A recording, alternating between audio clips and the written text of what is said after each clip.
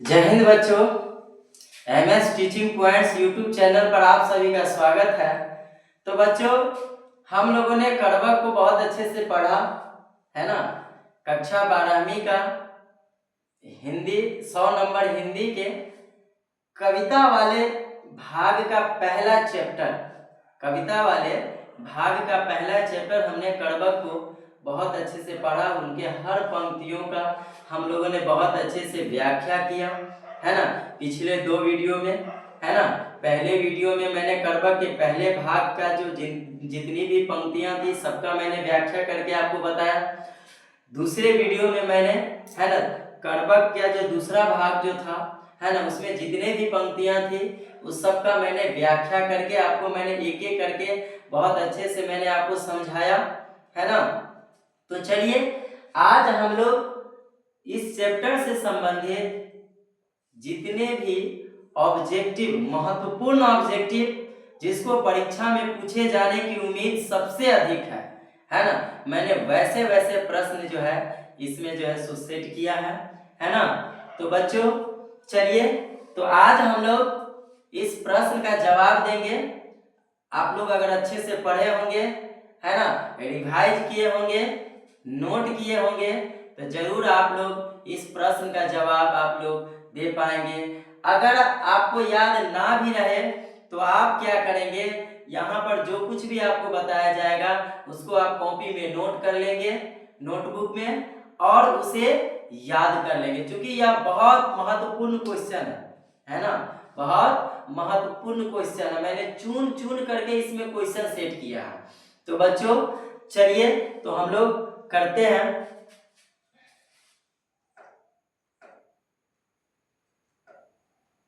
चलिए, तो कड़वक के कवि कौन है ना। कड़वक के कवि कौन है, कड़वक के रचनाकार कौन है, तो आप लोग को याद होगा मलिक मोहम्मद जायसी। मलिक मोहम्मद जायसी, कड़वक के रचनाकार कौन होंगे, मलिक मोहम्मद जायसी। चलिए नेक्स्ट प्रश्न देखते हैं। इनमें जायसी की कौन सी रचना है, तो जायसी ने कौन सी रचना की थी, छप्पा तो होगा नहीं है ना, छप्पा नहीं होगा, कड़वक होगा। क्या होगा, कड़वक। B is the correct answer. चलिए, इनमें से प्रेम के पीर के कवि कौन है ना। मैंने कड़वक के दूसरे भाग को जब मैं पढ़ा रहा था तो उसमें आपको बताया था कि कवि मलिक मोहम्मद जायसी कहते हैं कि मेरे काव्य को जिसने भी पढ़ा और सुना उसे प्रेम की पीड़ा का अनुभव जरूर हुआ है ना। तो चलिए, प्रेम की पीड़ा का अनुभव मतलब प्रेम के पीर के कवि कौन है, तो वो कौन है, मलिक मोहम्मद जायसी। मलिक मोहम्मद जायसी कैसे कवि हैं, है ना, तो वो हो जाएंगे सूफी कवि। क्या होगा इसका आंसर, सूफी कवि। मलिक मोहम्मद जायसी कैसे कवि हैं, सूफी कवि है। मलिक मोहम्मद जायसी कैसे कवि हैं, सूफी कवि हैं। चलिए नेक्स्ट क्वेश्चन करते हैं। मलिक मोहम्मद जायसी का जन्म कब हुआ था, तो मैं जब कवि का जब परिचय दे रहा था पहले वीडियो में, पहले क्लास में, तब मैंने आपको बताया था कि मलिक मोहम्मद जायसी का जन्म 1492 ईस्वी में हुआ था। 1492 ईस्वी में हुआ था, और ये भी क्या है, अनुमानित है ना, अनुमानतः है ना, मतलब ये अनुमानित तिथि है ना, करेक्ट डेट ये नहीं है। हो सकता है अगर आप कहीं कोई दूसरी पुस्तक पढ़े तो हो सकता है उसमें कोई और डेट हो, उसमें कोई और तिथि हो। चलिए नेक्स्ट क्वेश्चन करते हैं।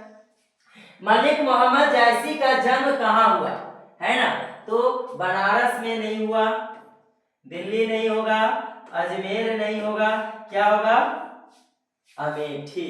क्या होगा, है ना, अमेठी। चलिए नेक्स्ट प्रश्न करते हैं। मलिक मोहम्मद जायसी की भाषा क्या है, तो मलिक मोहम्मद जायसी की भाषा क्या होगी, अवधी। मलिक मोहम्मद जायसी की भाषा क्या होगी, अवधी होगी। तो बच्चों हमने जो ये जो काव्य पढ़ा है ना, वो जो काव्य जो लिखा गया, ये जो कड़वक है कविता है ना, यह अवधी भाषा में लिखा गया है। किस भाषा में, अवधी भाषा में लिखा गया है। तो आपसे पूछा जाएगा कि मलिक मोहम्मद जायसी के काव्य किस भाषा में लिखा गया है, तो आप जवाब देंगे अवधी भाषा में। चलिए नेक्स्ट प्रश्न, जायसी के पिता का नाम क्या था?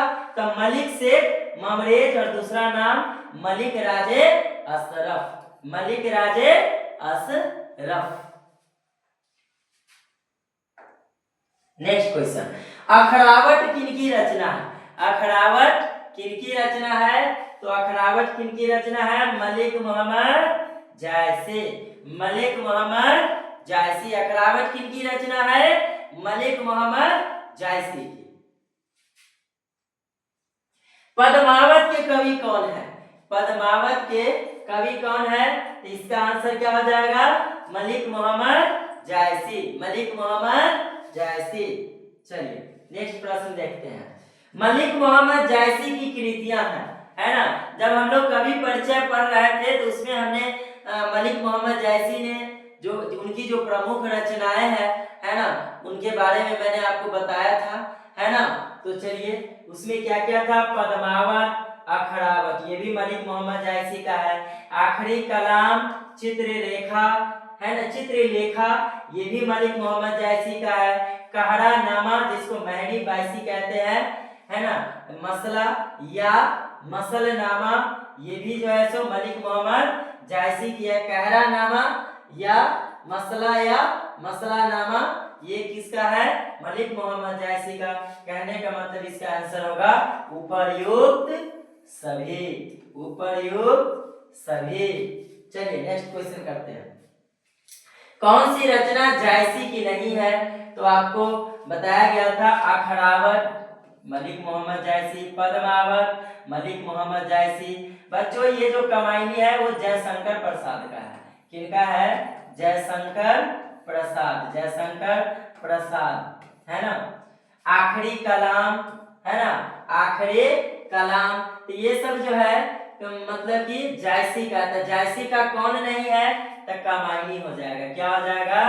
इसका करेक्ट ऑप्शन सी होगा, जो सही जवाब होगा, कमायनी। जायसी के काव्य का मुख्य रस क्या है? तो जायसी के काव्य का मुख्य रस क्या होगा? श्रृंगार रस। क्या हो जाएगा? श्रृंगार रस। चलिए, जायसी स्वयं को किस दोष से युक्त होने पर भी गुणवान मानते हैं? है ना, आप तो बताइए किसको? वो अपने नयन को क्या बोलते हैं? दर्पण के जैसा स्वच्छ और निर्मल, है ना। कहने का मतलब वो बाएं आंख से नहीं सही से देख पाते हैं, तभी भी उनका एक नेत्र दोष है। एक आंख से तो वो सही से नहीं देख पाते, एक आंख से देख ही नहीं पाते हैं। तो क्या सा हो जाएगा? कौन सा दोष होगा? नेत्र दोष, है ना। नेत्र दोष होते हुए भी वो अपने आप को क्या मानते हैं? गुणवान मानते हैं। जायसी कवियों में किस भांति महत्वपूर्ण है? तो शुक्र तारे की भांति। शुक्र तारे की भांति। चंद्रमा नहीं होगा, सूर्य की भांति ये भी नहीं होगा, समुद्र की भांति ये भी नहीं होगा। क्या होगा? शुक्र तारे के भांति। नेक्स्ट क्वेश्चन, जायसी ने अपने आंख की तुलना किससे की है? तो जायसी ने अपने आंख की तुलना दर्पण से की है। जायसी ने अपने आंख की तुलना किससे की है? दर्पण से की है। चलिए नेक्स्ट क्वेश्चन देखते हैं। जायसी किस शाखा के कवि है? तो जब हम लोग मतलब कवि के बारे में जब हम लोग जान रहे थे, है ना, उनका जब परिचय जब हम लोग देख रहे थे, है ना, समझ रहे थे, तो उस समय ही हमने आपको बताया था कि मलिक मोहम्मद जायसी प्रेम मार्गी, है ना, शाखा के कवि हैं, है ना। चलिए नेक्स्ट क्वेश्चन, जोड़ी शब्द का क्या अर्थ है? मैंने जोड़ी का अर्थ आपको बताया था रच कर। क्या? रच कर। जब करबक का दूसरा भाग जब हम लोग पढ़ रहे थे तो उसी समय मैंने आपको बताया था। चलिए नेक्स्ट क्वेश्चन, मलिक मोहम्मद जायसी का निधन कब हुआ?